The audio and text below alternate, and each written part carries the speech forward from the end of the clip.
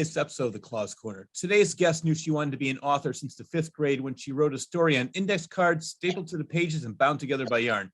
Her first book, which is entitled One Woman's Journey Navigating the Online Dating Waters, is a humorous account of her experience finding love online. Her second book, which is also a memoir entitled Everything Will Be Okay, is a much darker tale exploring the dangers of online dating along with her own terrifying experience. It's a captivating as well as an engaging read, and I highly recommend that everyone buy their own copy of this book immediately. You will not be disappointed. So please welcome author Dana Buckmir to the Claws Corner. Dana, how are you? Good, how are you? Thank you for having me. Oh, you're very welcome. Sorry, on my end, something keeps popping up. There we go. So I want to get right into it because you and I have been going back and forth. I read your book maybe several months ago. I was introduced by a mutual friend of ours, Shaw. And I read it. I could not put it down. It was a real page turner. I couldn't wait to see what was happening next. The only bad thing about this is that it's all true. And you actually had to live through that. It's a great book. It makes for a great drama. And like, oh my God, this is a real life story. So let's talk about it. As I mentioned, I have it right here. Everything will be okay. I want to start in the very beginning. The book opens up, you go to Starbucks and you're meeting a psychic or a medium. Right. First of all, do you believe that mediums are real and there are people that can contact the dead?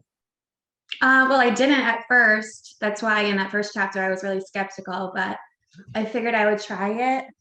And it was very unconventional too, because like I said in the book, I expected her to look like a medium, you know, maybe wearing like a hat and having a crystal ball or something. And she was in nursing scrubs and she met me at Starbucks. So it was kind of an unusual situation. Yeah. But yeah, I wanted something to validate that she was legit, because you hear all the time people trying to scam other people, or you know, you cueing them and then they pick up on your cues and then, you know, it's just not real. So I asked her to give me something to let me know that, you know, it was real. And she told me that my father had watched me in the bathroom sniffing his cologne, because I live in the house where he used to own and he died. And when I moved in here, I left a lot of things unchanged, and that was one of them. So, you know, when I would miss him, I would go in the bathroom and smell the cologne and remember him. And I always felt silly about it, so I never shared it with anybody. And that's what she told me. So I was like, there's no way that she could make this up. That I'm a skeptical believer. I do believe that people do have the power to speak with the dead. And what I like about that is that the people you thought you were going to see, those are the ones I think are the most fake, because they're doing it for show.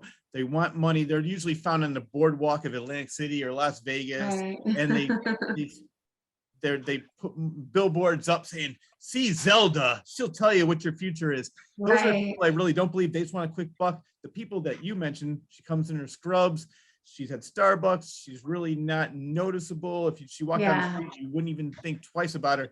Those are people I think that can really do it. And that's why I'm glad that you did have this experience. And you mentioned something about your father. In the book, I want to talk about this because she said in the middle of this, she began screaming, swearing, and yelling about guns. Saying, I'll kill you for what you have done. Yeah. Well, it's almost like she was channeling my father, because I was really caught off guard that she started talking like that. And then I realized that's how my father used to talk, and he was kind of a hothead. So you know, when I questioned her about it, she was like, oh, that's not me, honey, it's your dad. So which was strange. It was kind of like almost like one of those ghost moments, you know, where Whoopi Goldberg like gets in the body and starts speaking, but yeah, it was a little freaky. I can imagine. So how long did that last for? Her sessions are an hour. And then, you know, I just felt good about it. She was very like nurturing. She gave me a hug at the end, and she said I could call her anytime and ask her questions. And I actually did call her and follow up, because in the beginning of our session, I didn't go there to talk about my friend, Peter. I went there to talk about my father. But it turns out that my friend, Peter, he was diagnosed with cancer, and I had just gotten back from a trip to visit him in Florida. And that's how she started in the conversation. She was like, there's somebody that has pain in their bones, and he had bone cancer. And I was like, oh, I don't want to talk about it. I want to talk about it. So I followed up with her after and I told her, I just was reluctant because I didn't want to like confront the fact that that was true, that he had cancer. And she was like, oh, it's okay. It happens all the time. Yeah, wow. Yeah, she definitely sounds very legitimate. Were you Oh my God, also- I've recommended her to everybody. Well, let's give her some free promotion. Right. What's her name? Where can people find her? Her name is Lori the Medium. That's how I have her saved in my phone. Lori the Medium. You can find her by contacting me. Okay, very good. And we'll, at the end of the show, I'm going to have it on the screen where everybody can find out where to find you and what's next. But you were also going there because you were looking for love. Is that correct? To the Medium? Yes. Is that one of the reasons you went to the Medium? No, not per se. It just kind of came up at the end. Okay. I just figured, she was like, do you have any more questions? And I said, oh, let me just throw it out there. So I did ask her if I would find love again. And she said that I would, and that it would be received like a message. So then when I was reached out through Messenger by the person that I wrote about in the book, I thought, oh, it's like a, divine intervention. It was really a message from a higher power. So, but it was not. So was somebody on Facebook, was it a friend of yours that reached out to you? Or was it somebody that you didn't even know that saw your Facebook profile and said, wow, I like the way she looks. How are you? Want to go out sometime? Well, I feel like there are a lot of people on Facebook that I'm connected with that I don't actually know in real life. I feel like that is for a lot of people, especially people like authors, that want to spread the word about their book or whatnot. So when my first book came out, I just kept accepting friend requests and not knowing who they were. And he was one of them. Yeah. And I thought Facebook was safe because it's not like a dating app where you just get what they put on there. Like you see, it's what they put on there, but you could see their connections and it's a history that goes back farther and pictures of friends and family. So I feel like you get a better picture of who the person is. Mm-hmm. And, it was like a local person who seemed charming and nice and well-spoken. So I figured, why not, when he asked me out for a date. And how was that first date? The first date was like the best date I've ever had. It was like a 3-hour date. It was really nice. It was on the water. He spent like $300. He was very attentive, He was very, really entertaining. I like to laugh. He made me laugh. It was like the perfect date. But what I noticed about him was that I feel like people like that are predators, that they study other people, and I took it as, oh, I'm so flattered. He wants to know everything about me. And, he pays attention to things, but they don't do it for the reason that like good people do it for. They do it so that they can put it in a file and use it against you later. Yeah. Now, how long did it go well until you realized something's just not right with this? Pretty fast. I don't think they could really hide it for that long.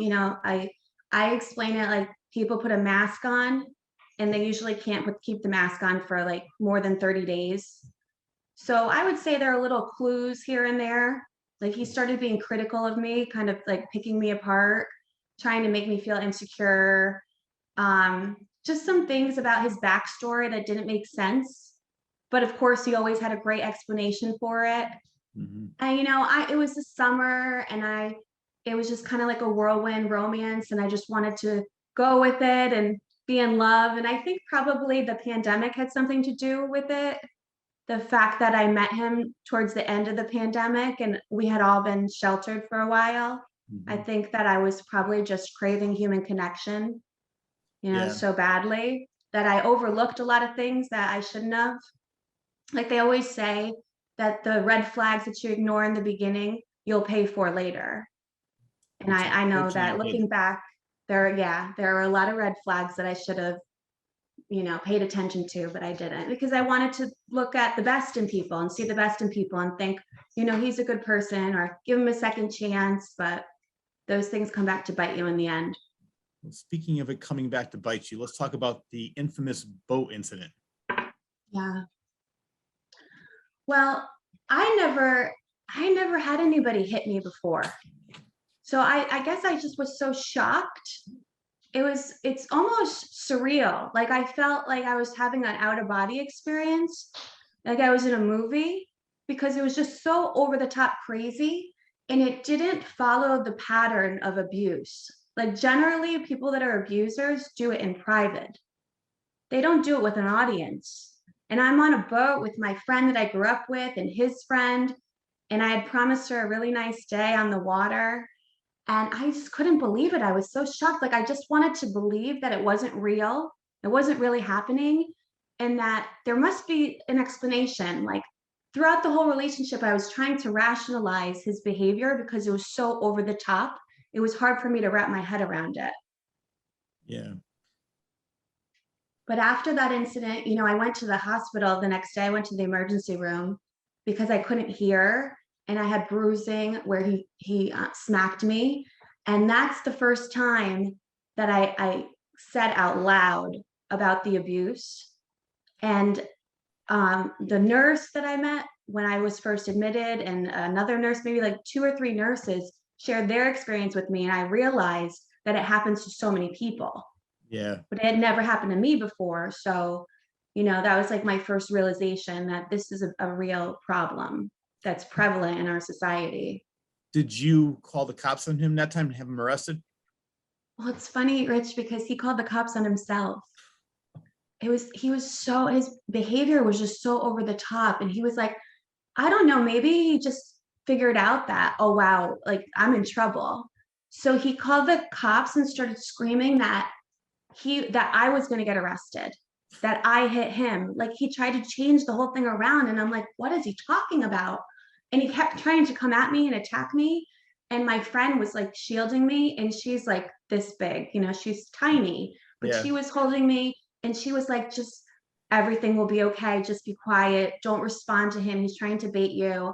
And she just talked me, you know, through it. And then when we docked, we just couldn't like wait to get off the boat, and we ran. And yeah, the cops came, but we weren't there because I had driven home, and then they came to my house and took a statement. So at that time, did you think it was over for good? You're like, I never want to see him again. This guy is crazy. I don't want to be hit. I don't deserve to be hit. And did you stop speaking with him? Well, there was a protective order. Like immediately they put a protective order in place. But I don't know. I don't know if it's the writer in me. I just feel like I need answers to things. And sometimes you don't need answers. Like their answers are in the actions, but I just want answers. So like I just wanted to know why that happened, and you know, have some kind of explanation. And I didn't hear from him for a couple of days, and then I did. And he contacted me, and he was just like, I'm so sorry. And at that time he wasn't supposed to obviously contact me, but he did. I'm so sorry, and I love you. And you know, just every excuse that my medication mixed with alcohol and I won't drink anymore, and I'm not this kind of person, I've never done this before. And turns out later I found out that he has done this before to a lot of people. But I, you know, I fell for it because again, I wanted to believe the best in someone, and I just couldn't understand why that would happen. What is intermittent explosive disorder? Uh, I don't even know if that's a legit diagnosis, but it's something that he diagnosed himself with. And I'm only laughing because it seems like he's a doctor, he's a psychologist. This guy does oh it all. yeah, he does. And I'm telling you, if you met him, you would probably like him. Yeah. Because he was very likable, and he was very convincing, very intelligent. But you have to be intelligent to get away with all this kind of stuff. And I would hear him sometimes on the phone with his psychologist, and he convinced him that he had intermittent explosive disorder. Basically, I said, so you're just really an asshole and you just can't control your impulses. That's what that is. So if I go around like attacking people verbally or physically, I just say, I have intermittent explosive disorder, and that's okay. I have a disorder. It's out I of my don't control. know. I'm sorry. Whatever I do is not my Sorry. fault. Yeah. Exactly. So that's what, yeah, he was like that, but he convinced a lot of people that that was really true. And like to date, he's trying to convince the courts that he has bipolar. Now he has bipolar disorder. And I know a lot of people that have bipolar disorder that don't attack people, you know, Exactly. and so I don't know. Good luck with that defense, but I think it's a load of crap. And I told them that too. I was like, he needs to be held accountable, and it's not a one-time thing. This has happened throughout for the past 3 decades. It goes back to when he was living in his home state, to when he went to college in Connecticut. Like, he's just a menace to society. Yeah. So, So how long before he wasn't supposed to reach out to you, he did, and that you said, all right, let me give him a second chance? I know the author and you said you want to find your answers, because with the restraining order, restrictive order, how long before he was allowed to be with you again? he was never allowed to be with me. He wasn't? Okay. But so you just took No. him back on your own then and said, Yeah, okay. that was stupid. You know, hindsight 2020 and all that. It was stupid of me. But there was a persuasiveness about him and a manipulation where he almost like brainwashed me into believing that I couldn't live without him. It's bizarre. And I'm not that person. And now that the fog has lifted, I look back at it and I'm like, I want to shake myself and say, like, what's wrong with you? Because everybody's like, why did you put up with that? That's not the Dana that we know. And why didn't you leave? And but you know what? These people, these type of people that prey on good-hearted people, they're so pervasive. And you see it in the Netflix documentaries, like the Tindler Swindler and the Bad Vegan. You know, these people, Yeah. they just like they really brainwash you and manipulate you and mess with your head. And that's the only thing that that's the only way that I can explain it. And it's something that a lot of people can't comprehend unless they've been in the situation firsthand. Yeah. Well, I want you to give me some examples of how Eric had a way of dragging things out to delay you from leaving him. Because one of the things, even though he made it always seem like it was your fault, he was always had in the back of his head that you were going to leave him, and there was things that he would do so that you couldn't leave him for at least a certain amount of time. Yeah, he definitely had abandonment issues and he hated his mother. And I think that that's what it like. He would always say, "You're going to leave me. You're going to leave me." So, like in the beginning, it was positive things to make me not leave him. It was like cooking me this gourmet dinner, or like singing to me, or buying me gifts and bringing me flowers, or doing things to help me. But then it got to the bathroom. Hmm. He So one day he locked me out of the house, and he didn't do it on purpose. He was leaving, but he didn't realize that the bottom lock I didn't have a key for. So I went to take the dog out and I got locked out, and I had to break in and through the house by breaking a window and, you know, climbing through the window of the bathroom. And I just wanted him to repair the window, and Yes. he ended up gutting the whole bathroom. And it Oh, was like for months, and he would do it in secret, like when I would go to sleep, and he would lock the door so I couldn't see the progress or lack of. And then finally when I saw it, I was like so appalled. There was no toilet, there was no sink, there were no walls, there was nothing. It was just like beams holding up the back. And I would like ask him, like, Eric, you need to fix the bathroom every day. He would be like, I'll do it, I'll do it, I'll do it. And it would never get done. And I feel like he never wanted it to get done because number one, he wanted to drive me crazy. And yeah. number two, he thought if I fix the bathroom, then she'll have no reason to keep me around. Yeah. So yeah, things like that. He played a lot of mind games. Besides being physical, he played a lot of mind games with you. He One of the things he did was he loved to flirt with young women to get a rise out of you. Then as soon as you said something, oh, you're just insecure, you're jealous. Right. Yeah. Yeah. There was and I started researching narcissist abuse Mhm. and, you know, the cycle of abuse. And he fit all the indicators. My therapist says that he's definitely not just a narcissist, he's a sociopath, but he's very calculated. But what he was doing was gaslighting me. Yes. Gaslighting is one of the things, you know, and like into me making like question myself, like, am I really insecure? Am I overreacting? Like, he would even do things like move things and then be like, oh, you don't know where that is, Dana? So that I would start thinking like I'm crazy or something, you know, just like the movie with the Yeah. lights going on. Yeah, but yeah, he was definitely a master at it because I feel like he'd had so much practice. I feel like with every relationship, he would jump from relationship to relationship because he could never be alone. And he Mhm. probably followed the same script. because after the fact, I had a lot of his exes reach out to me and they were saying the same thing that he said to me. So that's how he got all these women. He would say, "You're the love of my life. You know, oh, I love you so much. You're my soulmate. You're my end game." And then I would hear these women repeat the same language. And I was like, oh, wow. Like, does anybody really know Eric? Like, is he just a figment, of your imagination? He's whatever you want him to be at that moment. Yeah, he's like a chameleon. He just becomes who he's with, and he created this character, which is a horrible character. But yeah, nobody will ever probably. I don't even think he knows the real Eric, which is sad. Another mind game that he played we want to talk about, which was even worse, I think, than some of the things you mentioned. Where one time you were on your way to Florida. I want to talk about that, and he mentioned, "Hey, you may not make it home. Stranger things have happened." And you're like, "That's not funny." All he said was deadpan. It's not supposed to be funny. And then he just stopped.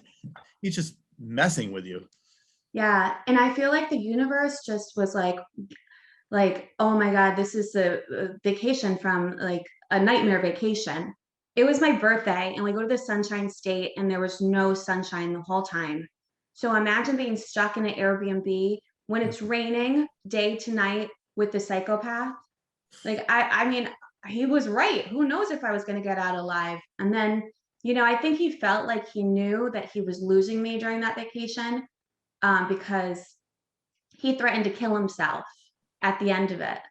And then he played on my sympathy card, but he threatened to kill himself with overdosing by melatonin. Which I want to stop right there, because I take melatonin to get to sleep. And there's times where I've taken 8-10 milligram pills because I cannot sleep at all. I'm always wide awake. My mind's always going. There's no way you can OD on first of all, it's already in your body. Your body secretes it in so you can fall asleep at night naturally. But I take extra so I can fall asleep because what I have normally doesn't work. So yeah, I laughed when I read that because he said, "Oh, I overdosed. I'm gonna die." And you found out later it was just melatonin, which is a sleep aid. Yeah, he's really something else. And he would go from 0 to 100 so fast. Mm-hmm. So I was always walking on eggshells, like wondering when he was going to have another episode. Was there, during this time, I know that you said you thought you could help him, you wanted to find out, was there a time like, I just cannot take this anymore, it's got to end? And so I'm sure there's times within the stories you're telling me where you tried to kick him out. Oh yeah, all the time. I kicked him out all the time. And he would make a big, extravagant, thing before he left, screaming, calling me every name, and then taking all his stuff and leaving and then coming back. He would it was so toxic. And, it was just such a horrible time in my life. And it felt like it went on forever. And I just wish for it to go away. And would it ever stop? It was only 3 months, almost 4 months. It just felt like a lifetime. And I don't know. I guess something drastic had to happen in order for him to finally go away. And then, yeah, that was it. Was he trying to divide you with your friends by, I don't want you hanging out with these people are a bad influence on you? So he knew that they would talk you out of being with him. Was he trying to do that a lot? Yeah, for sure. Like my family, he didn't want me talking to my family. He didn't want me talking to my friends. He was very suspicious. He always thought that I was cheating on him. And I've never cheated on anybody in my whole life. I'm not going to start now. But the reason, so I learned that accusations are actually confessions. Mm-hmm. So every time that he said that he was, I was cheating on him, he was cheating on me, and he would lie and cheating was just part of his DNA. But even the friends that he didn't isolate me from, he made it really uncomfortable for them to be around him. I would invite people over for dinner and he didn't know how to, what was socially acceptable. He would talk about strange things like threesomes and masturbating. Everything was hypersexual. You don't talk about that at a dinner party. I know. Hey, so-and-so, have you had a threesome? It was just weird. Or he would be over the top with his professions. Oh, I love Dana so much. She's the love of my life and I'm going to get married and we're going to have a baby and too much. People didn't want to come over. Yeah. Wow. So it was very uncomfortable, but I think he might be right in one aspect. I think he is a sociopath, like that person told you, but I think bipolar is a big part. I do know a lot of people with bipolar who are not violent, just like you said, but the going from 0 to 100 in 3 seconds. I mean, there's definitely more to it than that. But I think that's definitely one of the many things that he has, many of the disorders he has, because yeah, that's just really odd. I mean, not even if that was an act, I could see it was one thing, but just I don't even know if he has control over what he's doing because no, or any kind of empathy. Like you cannot just leave a trail of destruction behind you and destroy people's lives and not care.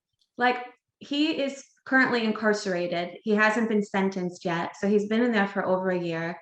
And there was a girl that was a friend of his that would call me and tell me that she would talk to him and she would ask him, you know, are you remorseful? And he had no remorse. He actually tried to tell her that it was my fault and I did all of this to my house. Like wow. it's just bizarre. And the thing is that is so crazy is that people believe him. Like after the boat incident, he had some friends bail him out and he was like, oh, Dana, she's an alcoholic. She's an alcoholic and a drug addict and she's violent. And they believed him. And I'm like, oh my gosh, this man is so persuasive. And that's how he gets away with it. But there were witnesses on the boat that can attest to the fact that no, he beat you. Yeah, I just think and you know, he's really good at like playing on people's heartstrings, like especially women. I think that he targeted women that were quote unquote broken, like ones that either single mothers or ones that had a drug and alcohol abuse history, ones that didn't have fathers, you know, like things like that. And I think that he really took advantage of the situation and tried to create this persona that he would like be family, he'd be a support system, he'd be, you know, all these things that are lacking, and it just didn't work out that way. Well, let's talk about some of the women that he did date in the past, because his ex-girlfriend, one of them, the first one we talk about, she tried to warn you. And what was your initial reaction the first time? Oh, Beth. Well, so she reached out. I knew about her already. So what's crazy is that everybody that contacted me, I had already known about them because he told me, which I thought, oh, he's being so honest and sharing. But it's really a tactic because if he gives the story before they give the story, then who am I going to believe? You know, I'm more likely to believe him, but he's giving his version of the story, which is most likely not the truth. So she reached out to me and I already had it in my head that she was like a psycho, you know, she liked to drink and that she was obsessed with him and she was violent and she was all these things because he told me that about her. So she reached out and, you know, she warned me that he was abusive and that he had been abusive with her. So I listened to her and then I wanted to give him the benefit of the doubt. So when he came over, I brought it up and then he put her on speakerphone so I could hear the conversation. And then she started saying things like, oh, Dana's so ugly. And why are you going to be with her? And this and that. And I was like, oh, all the more reason for me not to believe her because clearly she just wants him back. She's trying to break us up. So it really strengthened his case by, you know, the way that she acted. So I've talked to her since, you know, and she's like, I tried to warn you, but I didn't think she was a credible person, you know, I didn't believe her. Yeah, well, it sounds like a jealous ex that just wants him back. That's exactly what it sounded like. Right. And then when I was talking to her, she was slurring her words, and I'm like, there you go. She's a drunk, you know, like, why would I believe her? Yeah. So, yeah. I want to talk about his friend Walter and his strange, to say the least, relationship with Eric. It's so bizarre. So I overheard them one time. He told me about Walter, that he used to work for Walter, that Walter had his own business, bringing people back and forth to the airport, and that he used to drive for him. And so Eric was in between jobs, so he was trying to, you know, live his passion, and so, but he wanted some extra money. So he thought, oh, I'll rekindle my relationship with Walter. and drive for him. So I overheard their conversation one time, and Eric was calling Walter daddy, and Walter was calling Eric baby boy. And I was like, what the? And I was like, why would you say so? Oh, you have nicknames for your friends. And I was like, not daddy and baby boy. And so when I finally met Walter, when he drove us to the airport, it was like this 70-year-old gay black man. And I'm like, what's going on between you guys? And he was like clearly mad at me. Like he didn't give me any eye contact. He didn't say anything, really, he wasn't friendly at all. And as he was driving, Eric was carrying on about, oh, my beautiful author girlfriend and Dana this and Dana that. And I almost felt like there was tension, like jealousy, and Eric was doing it on purpose to rub it in his face. And I was like, the two of you definitely have something going on. It's very, very strange. Did you ever find out the true relationship between those two? I'm almost positive that they had a sexual relationship. I think that Eric just used people. I don't think it's hard for like people that are normal to understand the way that he looked at other people. But see, I don't think that he saw a person as like a person with a soul and feelings and emotions and all that. I think he just saw the person as a vessel for what he could get, whether it was sexual gratification or money or whatever, companionship, status, anything, whatever he could get, he would use someone for and consume them. And even Walter, when I talked to him, he's like, oh, I don't need to take the abuse. Eric had come to my house and he had destroyed some things, because he can't control his temper.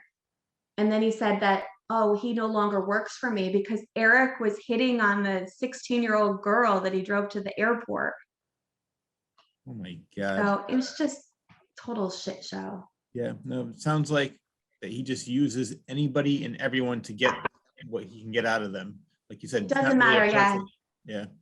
Yeah, young or old. One of the girls that he dated right before me, she said that he would hit on the maid, the cleaning woman at their house when he would come over, and also her grandma that was like 90. Oh my God. Can you imagine? Like everybody hide your grannies. Eric's coming over. Nobody's safe from this guy. Wow. Nobody's safe. No. And the sad thing is, it's probably the 90-year-old like, oh, you're so nice. And she was yeah. in. She thought it was just fun flirting, and no, he was probably being serious. Yeah, he was being like no boundaries at all. He's probably looked at her savings account saying, oh, well, she's gonna die soon. I can do it once or twice, Who knows what's going through his head, and who really wants to know? I don't know. Yeah, he's just sick. It's really, it's a sickness, and I had never met anybody like that before. What's crazy is that I lived in South Florida for 6 years. I moved down there. I knew nobody, and I would go out by myself. I met so many people while I was there. And I never, ever, ever had a crazy person like this, like everybody goes, oh, South Florida, that's where all the nut jobs go, all the criminals go. I was safe in South Florida. I had to come back to Connecticut to meet a psychopath. Wow. Now there's another ex that warned you that he's a deadbeat dad. He's an ex-husband, and she even sent you links of his current case and convictions. So what was his reaction to that? Well, that's what made him spiral out of control. That was towards the end of the relationship. So he was really big on posting on social media, this illusion of this wonderful relationship that we had. And she must have, come across it. And so she contacted me on my author email. She sent me links and said all these things. And I confronted him about it. And that's when he spiraled out of control. And, that was the night before he went off. Yeah. So that was right before the end then? So that prompted it. Yeah. Wow. Yeah, that was right before. Now you said that with Eric, it was all about power and dominance. And once he got a reaction out of you, he would later apologize and go back to normal, whatever that is for him. Yeah. Yeah, there are different stages of abuse. So like the love bombing was the beginning. Like, oh, I love much, and the gifts and the flowers and the attention and all the praise. And then it goes to devaluation, where, you know, it's the criticism and it's the abuse and everything. And then it's discard. And then it starts over again. So once he would try to break me down, once he would get me to that breaking point, and then he knew that he was in charge and he was in control, he had the power, then he would start with the love bombing again. And it was me waiting to go through all the stages again, Yeah. hoping that I would go back to the love bombing stage. Because it's almost like a drug, you know, like you want to go back to that high, the feeling, you know, that you get. So it's like you keep waiting and hoping that you'll return to that point, but it's never the same. Yeah. Now, during this, you started going to therapy, and you thought you were having a heart attack. Yeah. Yeah. Because it was like, I felt like, I think that your body gives you physical signs when something is wrong. And it could, you know, something emotionally wrong. There wasn't anything physically wrong with me, but it was my body trying to tell me, like, hold on, you know, you need to change something. It was like I was in a constant state of fight or flight. Yeah. You know, What's mastication? mastication. I want to talk about One of, that. one of the psychiatrists was like, oh, for your anxiety, you might want to chew. You know, chewing could help you, mastication. And I was like, well, what do you mean? And he was like, cook a well done steak, and then when you chew, that should be helpful. And I was like, who is this guy? Like, this whack job, he needs a psychiatrist. Like, first of all, I would never order well done steak, you know, like, so yeah, some of these people have very bizarre strategies for anxiety. Well, it turns out all I needed to do was get rid of the psychopath, because now I have no anxiety. It's cured. Yeah, I wish you came to me first. I would have told you that a long time ago. Get away from this wacko, and I wouldn't even charge you. Thank you. Free advice. My favorite part of that whole story was his nickname, or his name in the book, Dr. Douche. Dr. Douche. Yeah, that's actually not his real name, believe it or not. No. But yeah, he was a douche. Even like, I felt like he didn't really care, you know. He was like, I said, oh, I'm so worried that this will happen. He was like, well, if you worry about it, it will happen. It's called self-fulfilling prophecy. And I was like, Wow. I don't know. I just didn't think that he had any kind of empathy. And then I met my current therapist, and she's amazing. Oh, good. She really got me through, Yeah. you know, everything. I don't know if I would have been able to do it without her. Well, I'm glad that you finally found somebody that's good for you, because I have some friends that go to therapy, and one of the things that a friend of mine told me, they told her, well, if it's not whatever the person says to you, it's not their fault. It's your fault for letting it bother you. I said, wait a minute. You can't control what bothers you and what doesn't bother you. It's not like, all right, I mean, it's easy to say, you know what, I don't really care what this person thinks, and you can do that. But for the most part, if it's a really good friend, and I forgot what the situation was, I want to say it was a family member, and like, well, then that's just your problem for letting it bother you. So I just, yeah, it seems like she might have went to Dr. Douche too. I don't know. Maybe. Yeah, It's quite possible. I think what maybe in that situation, what they're trying to say is that you can't control what people do, but you can control how you respond to it. yeah. But you're not supposed to like disqualify people's feelings and say, well, you're not supposed to feel that, you know. Yeah, well, that's where I took issue with that. I said, no, and I agree with you. Like, I'm the same way. It's like, I don't really care. If people like me, that's fine. If you don't like me, that's just as fine. But you can't control, for the most part, how it's going to affect you. You could be in a downtime and you're feeling bad, and that's going to bother you. Like, well, that's your problem. So I think you need, so psychiatrists, I would rather have them with a little bit more empathy. I'm with you on that one. For sure. Yeah. Yeah. You got it. It has to be the right fit, you know, because I mean, you're sharing things that are so personal, and you're, you know, becoming exposed and vulnerable. I mean, you really have to have the right fit. I had somebody a couple, like, no, longer than a couple, long time ago. And I walked out of the office within 15 minutes because I was complaining about a boyfriend I had at the time. And he's like, he's an asshole. Why don't you just leave him? And I was like, well, I don't really want to leave him, but he goes, and you're an asshole if you stay with them. And I'm like, what the heck? Like, you're not supposed to swear at me, and I'm not supposed to feel worse after I come here. I'm supposed to feel better.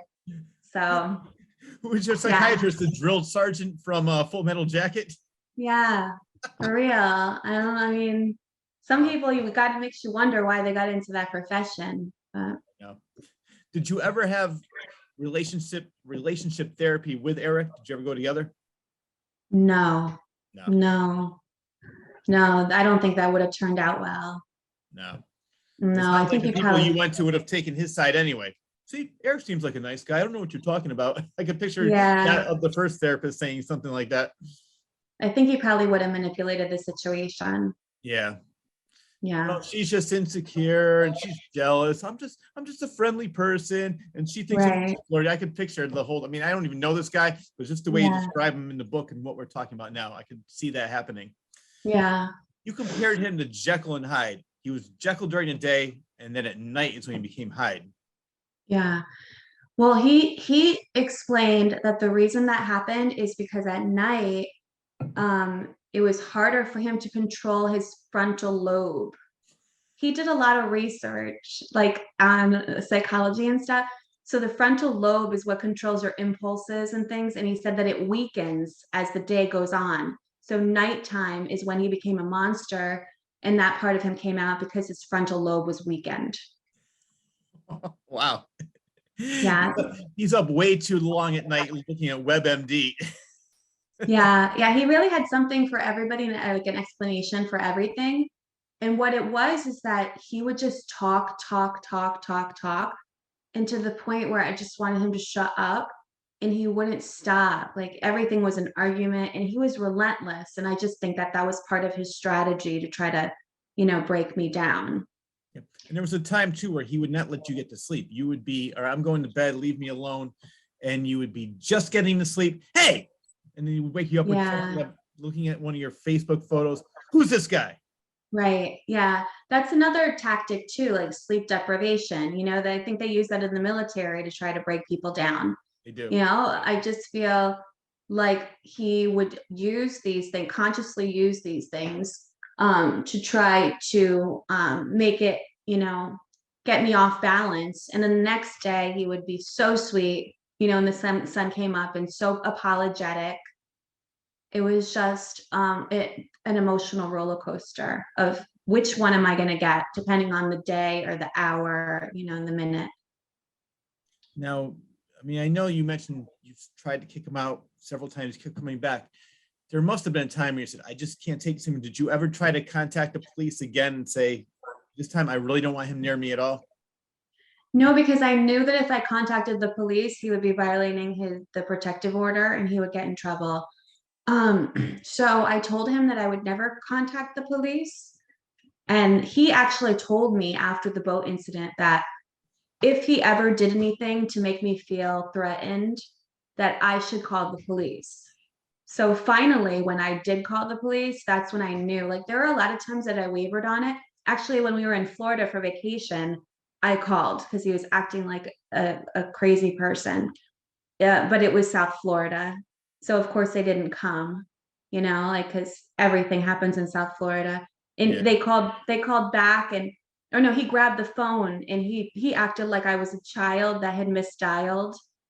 And he explained that the situation was under control and that they didn't have to come. Oh my God. See, as a cop, I think that it would be smart just to drive by there just in case, like, ma'am, I just want to make sure everything's good. Okay, thank you very much. Because you hear so many stories like about that. And perfect example is in Torrington. There was a movie about that where she kept calling the cops. She had an abusive husband, and one time he finally did kill her. It was a movie starring Nancy Ian, so years ago, but it happened right in Connecticut. So I mean, things like that obviously do happen all over the world. But yeah, Right.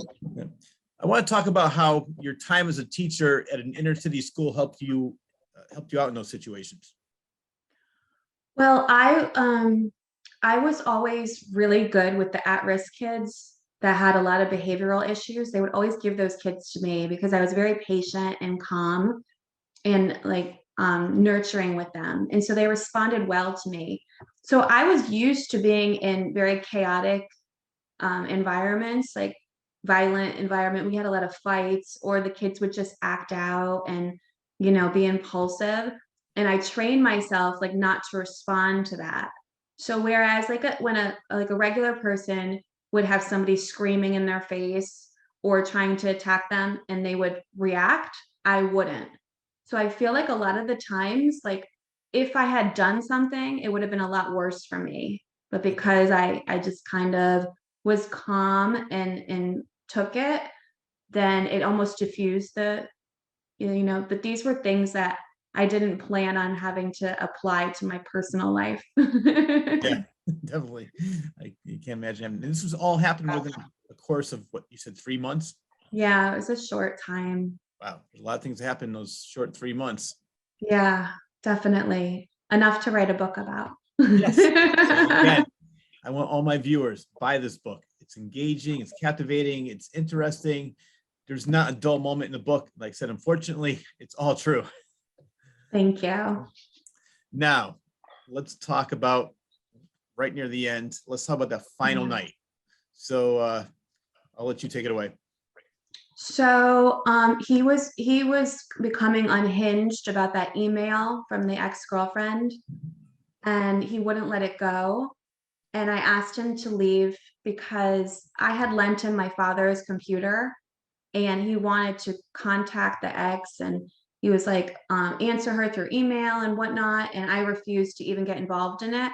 And he took the computer and just slammed it down on the ground, and it broke into pieces. And I was like, you need to leave right now. And he wouldn't leave. He refused to leave. And then I was like, Eric, leave. You need to leave. And, I just don't think he took me seriously, because I had told him I'm not going to call the police, and he believed that. And then there was something different about him that night.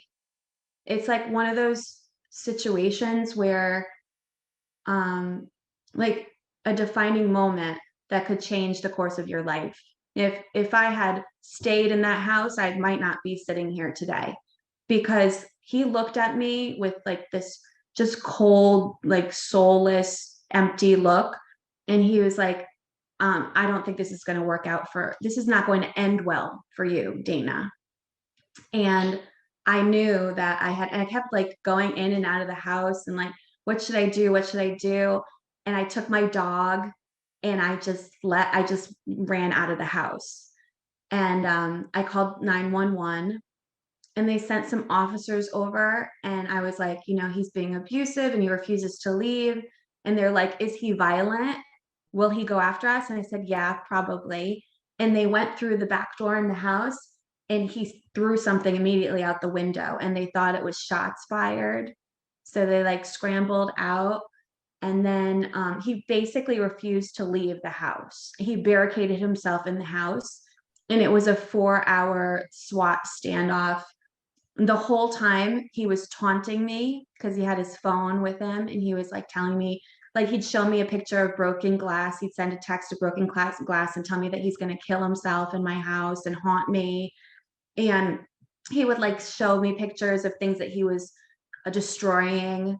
He just destroyed the whole house, and he actually threatened to burn it down, but they were able to contact the gas company and have them cut the gas before he did that. And yeah, just 4 hours of destruction. And I was in the parking lot, like down the street, just waiting for it to be over. Well, another bad thing besides him destroying your house is that you're on your computer, you are in the middle of writing a new book. Yeah. Yeah. And he knew that that was so important to me. So when I came back into the house and I like ran to the computer, because I almost had the computer when I was going out the door. And then I was like, just leave, Dana, like, because I didn't know if he was going to run after me or what, just leave everything behind. So all I did was take my dog. And when I came back in the house, the computer was just in pieces. He took like a hammer and a crowbar to everything. And I took it to the place to see if they could fix it, and they couldn't salvage anything. And I guess I had like the OneDrive where it was saved. It wasn't uploading it, so it never uploaded. There's no way to recover it. So, and it was just saved to the Word on the desktop, the the desktop, and it was just gone. But I thought, then after that, I thought, well, this is a better story anyway. And then I felt like compelled, I had to write about it because, something good had to come out of it. Well, I think the good thing that came out of it is that there's a lot of people out there, as you said in the beginning, they're not alone. The other people are going through this and they don't want to say anything. So they're like, oh, I mean, not that you ever thought it was your fault, but they just feel like they can't talk about it and they're all alone. But you're letting people know it's like, no, this does happen. And there are other people there for you. Yeah. So I think it's a very, very, not only a great book, but it's a very important book that people should read. Get a lot out of Yeah, it. thank you. That was my thing. Like, I wanted people to realize that, yeah, they're not alone. And that, like I said earlier, I always thought, oh, this will never happen to me. It happens to those people, but there aren't those people. Like, I am every woman that was abused. Like, like I said, I just feel like that abuse exists in silence and shame. And once you start talking about it and taking back your power, you give people permission to do the same, to share their story. So I have been active on like groups on Facebook for domestic violence survivors, and I try to do that. Ultimately, I would like to host a writing workshop because writing was so healing for me, to get through this and process everything, that I feel like I've benefited so much from it, and I would like to share that with other survivors too. Another good thing I think you could do is, first of all, you told me this was your first interview. Thank you very much for being on the show. I'm proud to have you as the first guest. Thank you. But I think a great thing might be, even if you want to do it through Zoom like we're doing right now, or go to schools, go to wherever maybe where people are abused and just talk to them, like maybe the abusive people that are abused, groups that they have. And then you can talk to them, tell them what you went through, and then they could share their stories. I think that would be a big thing too. Like, instead of having, because I know you're doing book signings and things like that, but also maybe just go and talk to different groups. Yeah, I think that's a great idea. I need to figure out like who to connect with, and how to make that happen. I'm trying to network at this point and see. Yeah, I have different things coming up, a few book signings planned, but I would like to do more, things outside the box than just like the traditional brick and mortar book signing. Yeah, because I think your book is not the average book. So it's great to do book signings, great to sell some books. And you're going to talk to, I'm sure people come up to you all the time and say, oh, this book really helped me. But you could do so much good if you think out of the box and reach out to people that might not even know your book exists. I know that's the hardest part about being an independent author, which firsthand. Yes. It's just you're constantly marketing. Like, you think getting the idea and doing the actual writing is the hard part, but it's not. It's once it's published, spreading the word. And you could have the best product in the world, but if people don't know about it, what does it matter? Spreading the word is so important. And I try to do so much on social media, but you never really know who's engaging and who's not. Oh, exactly. So yeah, I mean, your friends will like the post, and then maybe they're scrolling by and they hit like it, like, oh, I didn't even realize what that was. But yeah, I know what you mean, because same thing. I've done comedy, I wrote books, so all the trying to promote myself, letting people know what I'm doing, where I'm going to be, and like, oh, Rich, I didn't realize you were there. That's the toughest part. What you said, writing it or doing the stand-up comedy, that was tough, but it was fun. And the hardest part was letting people know, I'm going to be at this place on Saturday night. Come down and check me out. Yeah. And I think for me, it's a difficult transition, because with the first book was very lighthearted and fun. And who doesn't want to like rag on a person that they went out with on a date and talk about something strange and weird and, make fun about sex and stuff. And people love that, so I became the comedic girl, that talked about dating and gave dating advice. And now this is obviously a serious topic. I mean, I still have my sense of humor, but it's a serious, dramatic topic. So I think people like don't really know. It would be successful if I was able to do both. but I think they put me in a box in the beginning, and now they're kind of like, oh, we don't really know what to do with her, like with that, and especially this serious topic. Some people, they don't want to go there, and I understand. Like, I was part of a couple writing groups where we would bring in our excerpts of our writing and have them critique it prior to publication. And I had some people in the group that they didn't want to hear it. It was really hard for them, and I was like, respectfully, I understand it's hard for you, but I lived through it, and I need some feedback. They're like, well, that doesn't happen in my world. And I like to write about positive things. I'm like, well, this isn't unicorns and rainbows, lady. Like, this stuff really happens. Like, I know. so, I always say that if it didn't happen to them, it's not real. I talk about right. that with different subjects. I said, they're not going to care about it until they're personally affected. And unfortunately, you just verified and confirmed the conversations I've had with other people, which is sad, because I think that's good that you're doing this, in the fact that, like, I've spoken with authors and I've read interviews with other authors where basically they write a book, it becomes a big hit, and then the publisher, people who are published, will say, I want the same book with just a different name. They don't like different genres because they want what their audience likes. They basically just want to sell the book. And there was one author in particular, his name is Greg Iles, a great author. If you haven't read him, I think you would like him. But every book he writes is a different genre. Every book is great. And the first time they did that, the publisher said, whoa, we don't want this. And it became a big hit. So now he says, I have carte blanche. I can do whatever I want. But it was only because he took the chance to do it. He goes, I don't want to be stuck. I don't want to be boxed in and say, I have to do this. And that's why I think it's good that you started off with a humorous book. People know you have a great sense of humor. And you also, even it's a memoir and it's very serious and it's written very well. So now I think the next book, you can pick your choice of the subject. What kind of books do you like to write? Well, I realized that I could only write about something I've experienced. Yeah. So I'm currently not writing anything because I don't have any more stories, right? And I hope that I never go through something like that again, But what was I going to say about that? Well, I was going to ask you, because you said you were in the middle of the book and he deleted 50,000 words. What was that book about? Well, that was like a sequel to the first book. Okay. But I kind of just felt like I wasn't really into it, like it was hard for me because people loved the first book and they wanted the characters' lives to continue, but I was in a different place then. Like, that book took place in South Florida. I had moved to Connecticut. My life was different, and so I was trying to give people what they wanted and not like do what I like really felt in my heart.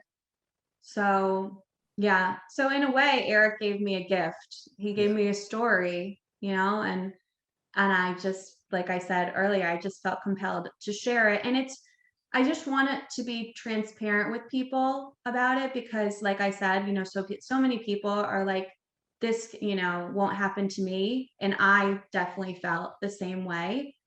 But I feel like it's a delicate topic, but one that, is still taboo, but we really do need to talk about it.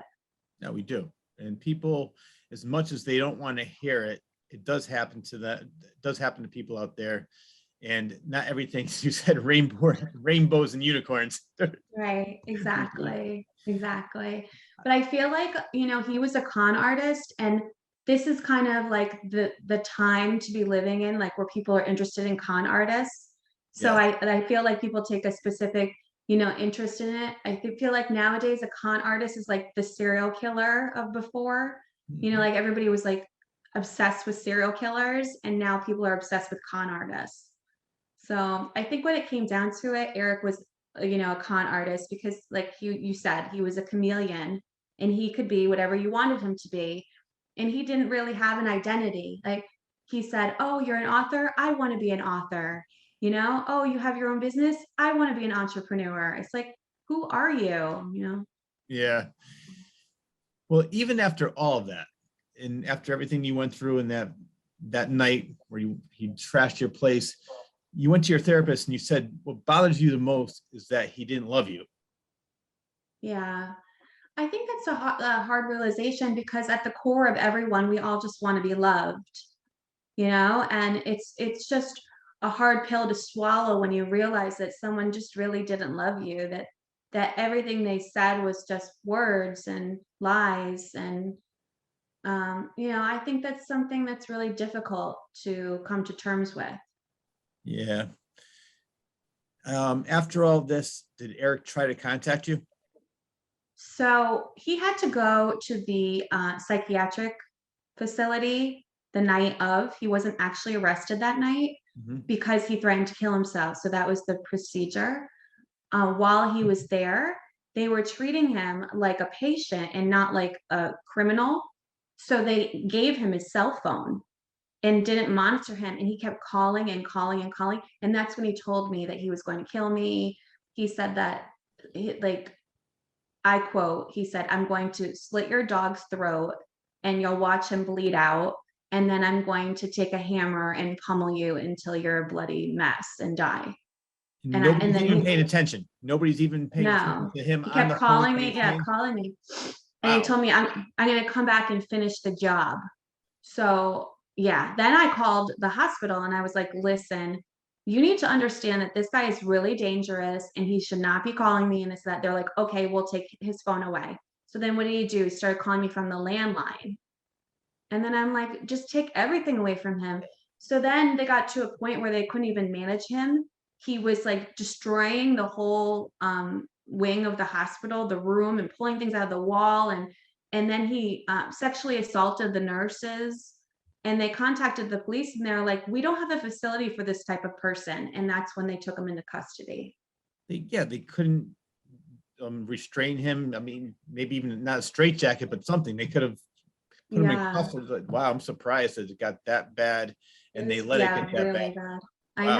know. Yeah, he was because this happened on December 1st and Yep. he wasn't arrested until December 8th. Wow.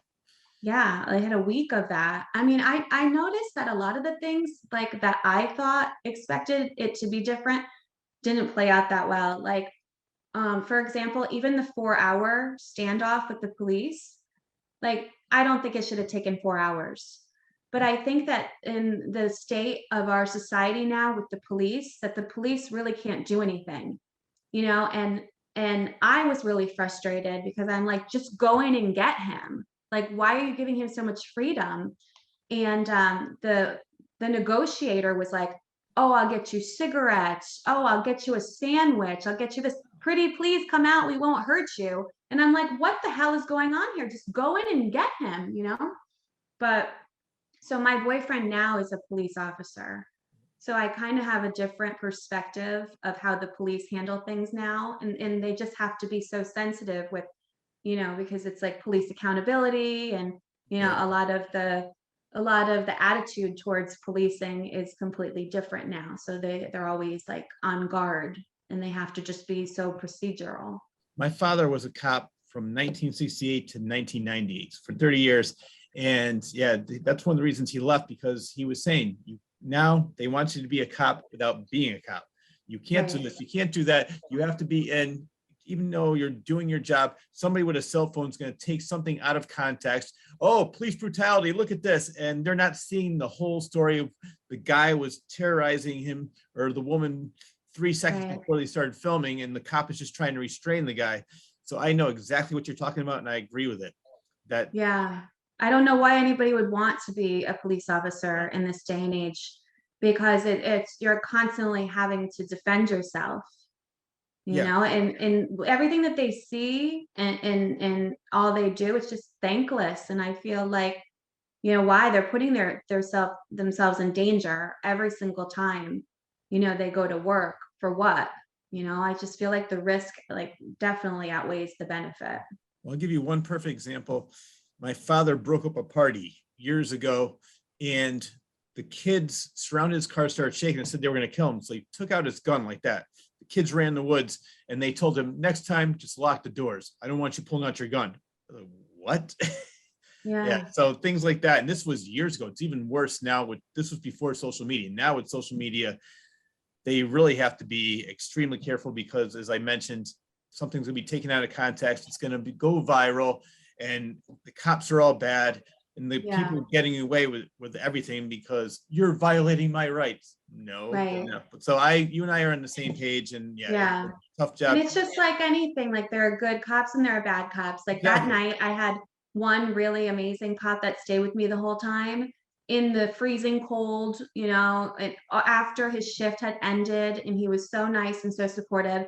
And then there was another cop that was like, well, I told you so, didn't you have a protective order? Didn't you know this was going to happen? Yeah. But then there was a domestic violence detective that was assigned to me, and she's amazing. She's such a great resource, and she was so, so helpful. So, I mean, like I said, with anything, there's good and bad, but I feel like there's more good than bad. Definitely. Well, you are the epitome of perfect example of what does not kill me makes me stronger.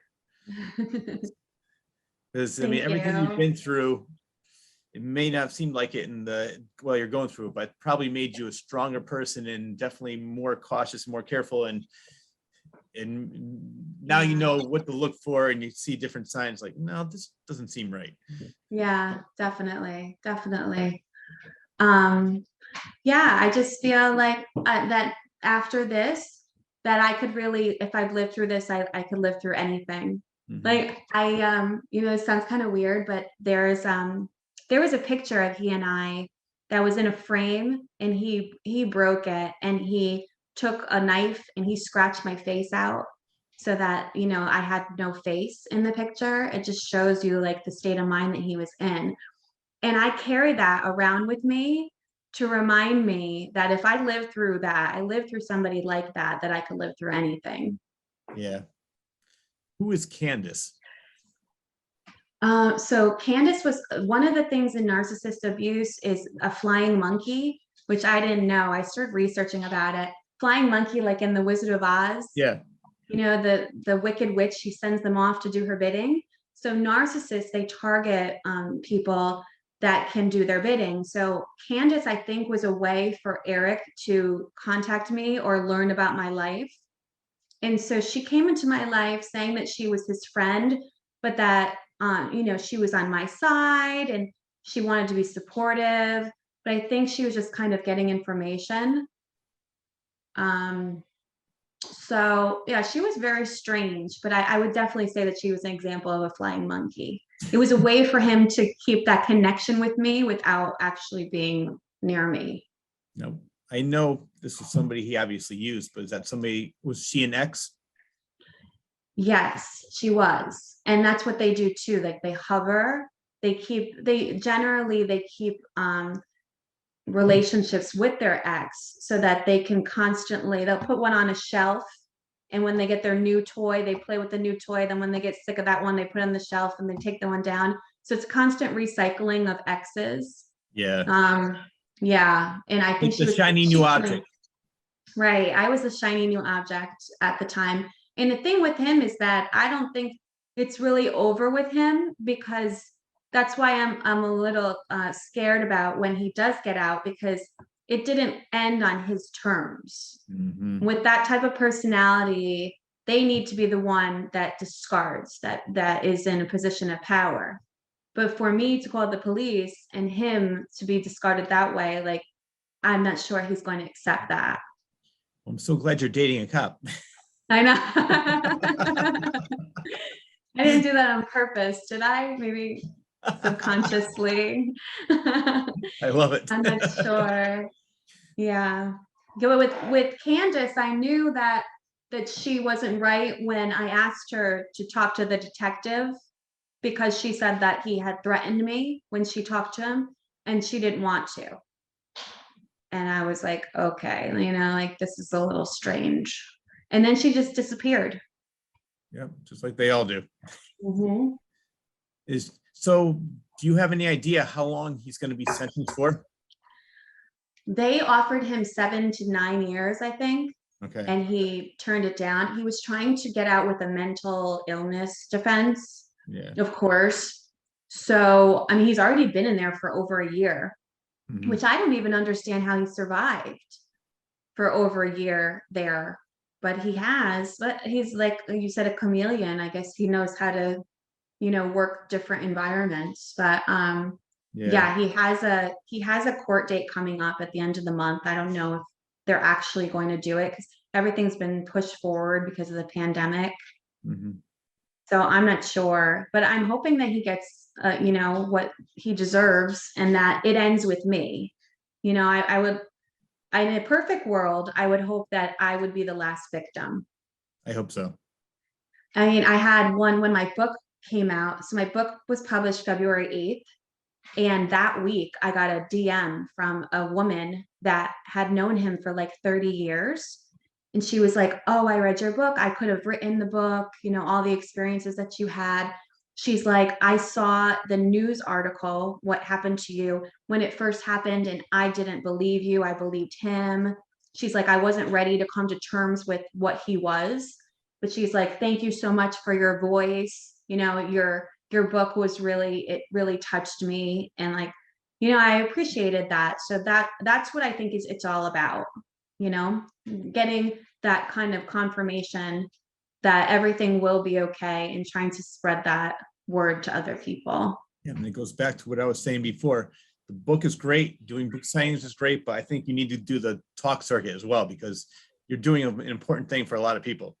Yeah, I think so too. Thank you. Oh, you're welcome. I want to talk about the, you know, that saying, the acorn does not fall far from the tree. What did Eric's mother say to another victim when she confided in her about his abuse? Oh, I think she said that it was her fault, Yeah, you toughen up. know, yeah, that she didn't believe her at first. Yeah, toughen up. And I knew that there was something wrong with the family, but I didn't know who it was. I didn't know if it was the father or the mother, but it makes sense that it's the mother since he hated the mother so much. Yeah. You know, and he would say, I actually never met the mother. I never met the family, but he would say, like I would chew gum and he'd be like, "Why are you chewing gum like that? Yo, you remind me of my mother." Or, you know, and I'm like, ah. It's crazy. Yeah, just so I don't know. That's so unbelievable. But yeah, they say that truth is stranger than fiction. That is very true. But does he have any siblings at all? Yeah, a few brothers, And are they crazy? probably. I would say the whole family's probably crazy. It's like I the don't hills have know. eyes. I know. Yeah, I think they grew up on a nuclear power plant or something. No, I'm just kidding. Something in the water. I don't know. That explains a lot. Yeah, there's got to be some kind of explanation for that type of crazy. My therapist said that if you could it's a good thing that you don't get it because you're not it. Like if you if you speak that language, then that's a problem. So I'm never going to understand crazy because I'm not crazy. Yes, and I love that. Yeah. Well, also, this might be the same psychiatrist. I love what your psychiatrist said to you. Your current situation is not your final destination. Yeah, yeah. They're always good with those little I know. quotes, you know? Yeah, she was good with those. But she was right, you know? And she's you know what is that she never told me, she always met me where I was. You know, like she never told me when I was with him I started talking to her, and she never told me to leave him, which I think was good because I probably wouldn't have, and it would have turned me off. But she supported me at every step in the healing process in the way that I needed it. And I really feel like that is a talent to do that. Yeah. I Yeah. think you're right. You would probably rebel. Like, I'm not going to have somebody tell me what to do. They don't know. They don't understand what I'm going through. And it Right. seems like I've never been to a psychiatrist myself, but I do know a lot of people, and I've had ex-girlfriends that have been to psychiatrists. And it seems like the good ones basically, well, what do you think about that? Why do you feel like that? And sort of all the emotions, if you're being truthful, if you have to be extremely truthful, and if you are, Right. you will find the answer on your own, even though you're paying them a lot of money. Yeah. But still, I think that's a good way to do it, because if they said, well, no, you shouldn't be with him, and then you're gonna say, Right. how about, you don't know this person. I've known you for 6 months, and you're telling me that you know me better than I know myself. So I think that Right. I'm glad that your psychiatrist did do that and let you make, even though I wish it didn't last that long. I I'm glad you know. finally did. I think that the role of the psychologist is to just listen and be supportive and not judge. Yeah. You know, she did say stuff like how she felt, because I always got irritated when I would talk to somebody and they'd be like, you said, well, how do you feel? And I'm like, do you have anything to say? You know, like, and they're just sitting there with their notebook taking notes. And it was just, I didn't like that type of psychology, but she was good, you know, but she knew like what her boundary was, you know, not to be too pushy. Yeah. Well, it's funny because with an ex-girlfriend of mine, we were talking about that, and she was going to a psychiatrist, and I said, pretty much everything she's telling you, I tell you all the time. She goes, well, I need to go to somebody that I don't know or doesn't know me personally. It's just the way she was describing it is like more like Right. somebody that isn't going to judge her, which I never judged. Right. It's just that, but somebody that she felt more Like a comfortable. neutral person. Neutral. That's Yeah. it. Yeah. Yeah, So, definitely. yeah. So that Makes sense. It made her more comfortable to talk to that person, even though every time she would come back, I would say, I say that to you all the time. Yeah. Yeah. Yeah. It's hard to talk to somebody that, you know, you're familiar with. That's why when when you go on a plane and you end up telling your whole life story to the person sitting next to you because you're never going to see them again. Yeah. You know, like we have those confessional moments because, you know, it's safe. It's safe when they're not with you all the time, and, you know, it's unfamiliar. Now, after everything was over with, he was put away. Did you ever visit the psychic again? Oh, yes, I have. Yeah. And she told me that he doesn't have any remorse, which I already figured, and that he has a long history of doing this, and that he's basically sitting there plotting his revenge, which was a little unsettling. Yeah, wow. Especially the fact that she's been right with everything else. I know. You know what she also says too, though, that she's never right about? She keeps telling me that I'm going, and I don't ask her about this ever. She keeps saying that I'm going to be a millionaire. Every single time I talk to her, you're going to be a millionaire. You're going to be so famous. You're going to be a billionaire. And I'm like, not a millionaire. And I don't know. Like, I wanted to write a book. I wrote a book. I wanted to write another one. I wrote another one. The one thing that I really want to do that I haven't actualized is I really want one of my books to become a Netflix movie or series. Yes. You know, maybe that's how I'll become a millionaire, but she just is so adamant about it. And it's not in the bank account doesn't reflect it. So I'm not sure. I think I want to make an appointment with that psychic because my bank account doesn't look that good either. So Really, I don't know why. And because I never say anything about money, you know, money isn't that important to me. I never bring it up, but she always goes to it. You're going to be so successful. You're going to be a millionaire. And I could see if she just said, I'm going to be successful, like, because everybody's definition of success is different.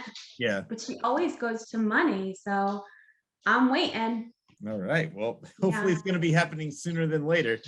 I'll share some with you if I get to that level. All right. Thank you very much.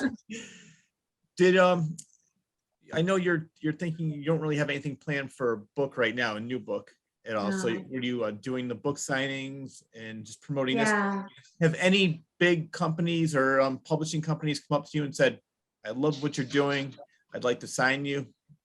No, I didn't get those calls either. Maybe it's in the mail. I don't know. No, I do a lot of things. I have one of my accounts on Instagram is Danalicious Reviews.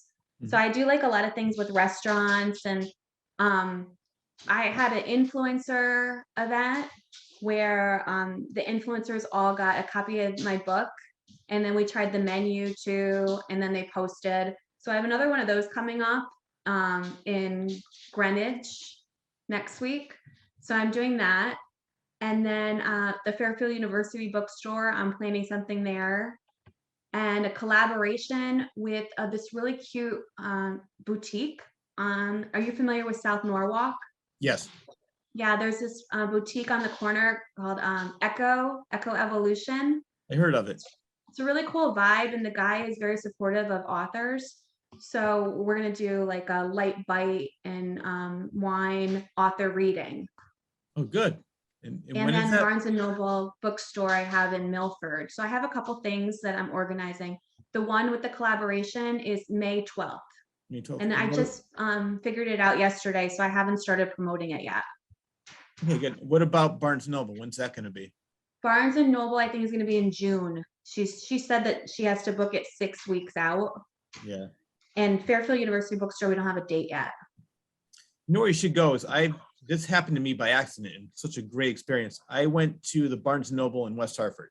Yeah, me too. Yeah, and the assistant manager was there, and all I did was say, I would love to put my book. Do you have a local author section? She goes, yeah, do a book signing. Yeah, why not? So it ended up being, they told me it was the biggest local author book signing they had. Wow. I sold 20 books. I ran out. People still wanted to buy it. That's awesome. I had such a great experience with that. The place was packed. It was funny because it started at 7:00 at night on a Saturday. At 6:55, there was 2 people there. So, oh my God, this could be horrible. I went to the bathroom. I came back to get ready.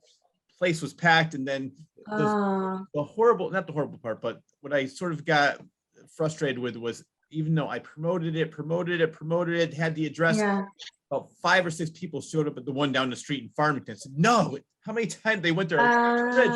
So that, because they're so close together. But I would definitely, I'm not sure if she's there anymore, but I would check that Barnes Noble because they have such a great area to do that. Is that the blue black square? That's the one, yes. Yeah, I did for Plenty of Laughs. I did one there, North Haven, and what's the other one? There's Waterbury. North Haven. I thought I did 3 Barnes and Noble. Maybe not. The thing with Barnes and Noble, though, is if you don't sell all the books, then they send them back, and then you have to actually pay for them. So I'm gonna have to talk to them about that because I don't want to. People think like you sell all these books and you like make tons of money. Oh yeah, no. Yeah, they think that it like authors are rich. Like really, when you get like $2 a book. There was one time I wasn't paying attention. I saw it in my checking account, $1.25 from Amazon. I said, oh my God, this is fraud. I called the bank, found out that it was a credit from Amazon. Somebody bought one of my books.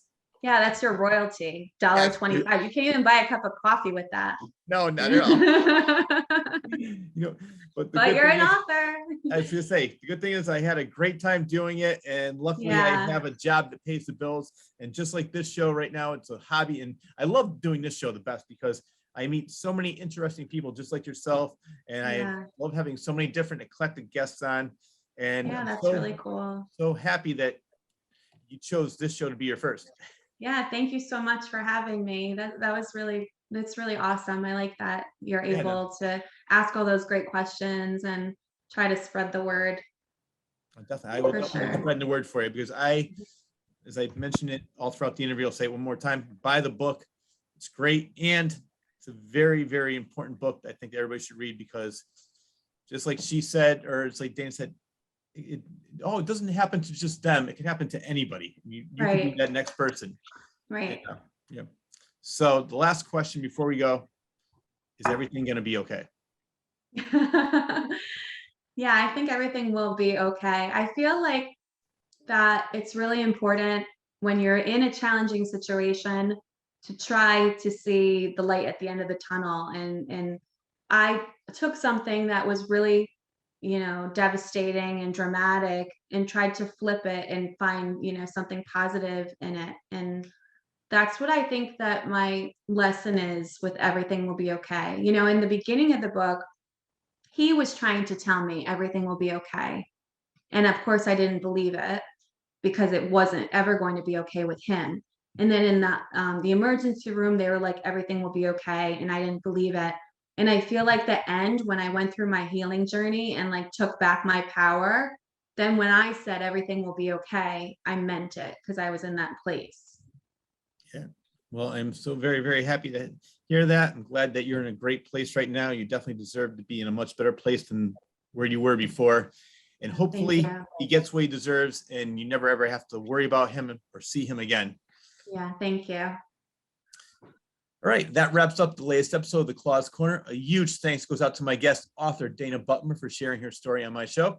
I would also like to thank the extremely talented John Bristol of Elmwood Productions for always doing a superb job editing the show each and every week. And last, but definitely not least, I'd like to thank you, the viewer, for tuning in. Enjoy your day, everyone.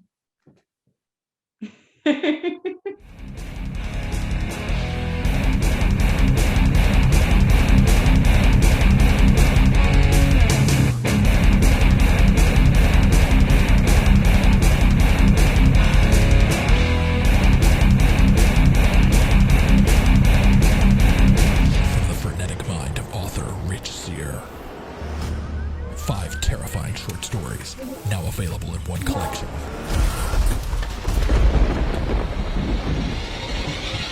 Confessions of a Frenetic Mind. 5 tales of blood-curdling terror, available on Amazon and Barnes & Noble.